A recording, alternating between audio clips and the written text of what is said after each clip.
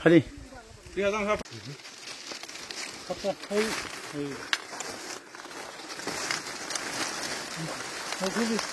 সাথী ঘুমি আমরা ওপরে ছিলাই সময় কব কর্নেল ওরা ঠিক আছে 18+6 어르마 파리나 थांनाय 14 तारिखआव कायसे बुरै गादा बन्दकनि बुलेट इन्जुरि इंगै हस्पिटालाव सफायगैया ओमफ्राय आबुनि खबर माने जों बंनंनि बर'य मालाय सोंनै सायमोन गाजे अब कायसे गादा बन्दक कक्जाखा yang थाइसु गुवाथाय कायसे जागा आबुनि कासाकासि एरियाव bolong बिसिङाव आथमरा पाहाराव ओमफ्राय आबुनि अनुसारे जे नांनाय बुरै सपना देवरमाननि बोसायनि yang हयতো जों कायसे कमप्लेन नावै केस रेजिस्टार खाय तदন্ত खायजा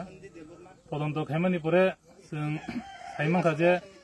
सन्दीप देवरमाननि हुगसाया गतनांमोन हिनै ओमफ्राय जों जथाथ' सन्दीप देवरमानो आंनि इनफरमेसन थ्रु खबर माने जों बनो दिनै फुङाव डिटेन खायै बनो इन्ट्रोगेसन खायजा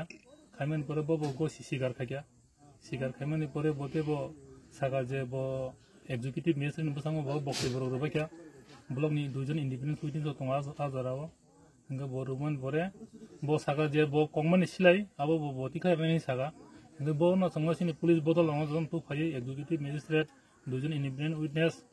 बति फायै ओ जागाव तु फायै ब बलङो खुइजाक ब खुइतनमन आव सिलाय बन तिखाय दि देखा आवन बगे सोंदिनो सपायका सिलायनो बसं दिको बारि खाय सिस खायति हेबेगा एसडिपि सार सामने जे प्राय समयनो हुकनि थाइसु ममै खदों मावो माने अब हाय आबनि बागैनो ब बयंनो कगो हनि साइर जाका जे आरो ब कासा हुक खायमा दङ दिखला हुक खायमा जागाव गोबां बर प्राय समयनो फाफायै हरब साना जरा फुं आब इरेगुलार टाइम सायाम दे खखजाबै दङ ओंगे ब जे फुरु करि हाय खखपायु बरक मालिक करि न बुरुंके आबन बय ब जलिमान बागै सायाबो बिनिया कासा गारा बन्दक दंमानि ओंगा दिना 14 तारिख सारिगो बरक बुरि खरतम हाबलायजा बिनि हुगो हाबै मिखिदम खगै दंलायमानि नुगै बबरनो बाथा दिहमान बर खारका आंगा बाफोर कगै দি का बिनि आं जे सिलाय दङ बाय हमदि हाय गट ना दियाबो স্যার কি বিষয়ে আজকে এখানে তো টিম দিয়ে আসতে হয় অ্যাকচুয়ালি আপনারা জানেন যে গত 14 তারিখ সন্ধ্যা 7:30 নাগাদ আমাদের মুঙ্গিয়াগামী বড়বাবুর কাছে একটা ইনফরমেশন আসে যে মুঙ্গিয়াগামী তুই বাকলাইর ভেতরে ড্যান্স গভীর অরণ্যে থাইসুক ওয়াথাইর কাছাকাছি একটা জায়গাতে স্বপ্না দেববর্মা স্বামী হিসেবে বিশ্বমোহন দেববর্মা উনি প্রজেক্টাইল গাদা বন্দুকের গুলিতে আহত হয়েছে ওনার সাথে আরো দুইজন মহিলা ছিল তো তারপর ওনাকে ওই মহিলারা ওনাকে ওইখান থেকে রেস্কিউ করে তারপরে মুঙ্গিয়াগামী হসপিটালে আনছে মুঙ্গিয়াগামী হসপিটালে আনার পর যখন খবর পায় সাথে সাথে মুঙ্গিয়াগামী থানার বড়বাবু গৌতম দেববর্মা ওখানে যান এবং গিয়ে তাৎক্ষণিকভাবে একটা যে স্বপ্না দেববর্মা ওনার স্বামীর কাছ থেকে একটা রেকর্ডেড কমপ্লেন রেজিস্টার করেন এবং তার পরিপ্রেক্ষিতে আমাদের মুঙ্গিয়াগামীতে একটা কেস রেজিস্টার হয় 20/2024 মুঙ্গিয়াগামী 307/25/27 আর্মস অ্যাক্টের উপরে তো এটার উপরে কালকে ঘটনার পরে সাথে সাথেই আমরা এখানে পিউতে ওই দিন রাত্রেই আসি 14 তারিখ তারপরে বড়বাবু ওনার আউটস্ট্যান্ডিং ইন্টেলিজেন্সের মাধ্যমে উনি গোপন খবরের ভিত্তিতে একটা ইন্টেলিজেন্স ইনপুট আসে যে এখানে সন্দিরাম দেববর্মা বাবার নামটা কি বাবার নাম শ্রী ক্ষীরোদ দেববর্মা তুই ব্যাকলার এখানে তার জুমের ভেতরেই ঘটনাটা হয়েছে এবং সন্দিরাম দেববর্মা এই ঘটনাটাতে জড়িত অ্যাকর্ডিংলি আমাদের ইন্টেলিজেন্স ইনপুটস এবং এভিডেন্সের উপরে তখন সন্দিরাম দেববর্মাকে আমরা আটক করি এবং আটক করে তাকে আমরা ইন্টারোগেশন করি এবং ইন্টারোগেশনে সে স্বীকার করে যে তার জুমে প্রতি বছরই তার জুমের ভেতরে বিভিন্ন এলাকার মানুষ এসে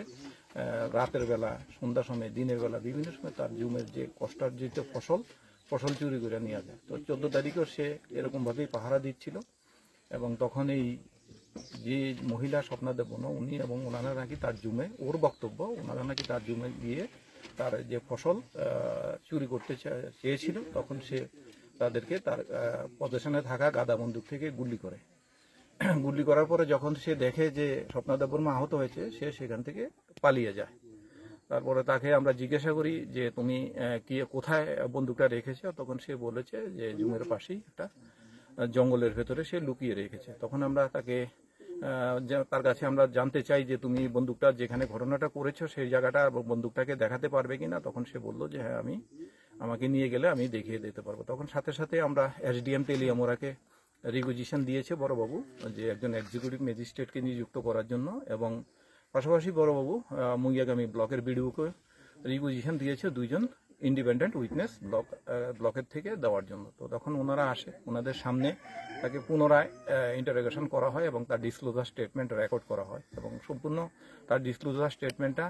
এক্সিকিউটিভ ম্যাজিস্ট্রেট অঞ্জন দাস মহাশয় এবং 2 জন ব্লকের আধিকারিকের সামনে আমরা সেটা রেকর্ড করি, এবং তারপরে সে আমাদেরকে লিড করে নিয়ে আসে যে ঘটনাস্থলে, এবং ঘটনাস্থলে পরে পাশাপাশি যেই জায়গাটাতে গভীর জঙ্গলের ভেতরে যেই জায়গাটাতে সে বন্দুকটা লুকিয়ে রেখেছিল সেখান থেকে সে বন্দুকটা বের করে দিয়েছে, এবং আমরা ম্যাজিস্ট্রেট এবং উইটনেসের সামনে বন্দুকটা রিকভারি করেছি এবং তার পজিশন থেকে আমরা আমাদের কাছে নিয়েছি, এটাকে সিজ করেছি। এটাই বক্তব্য।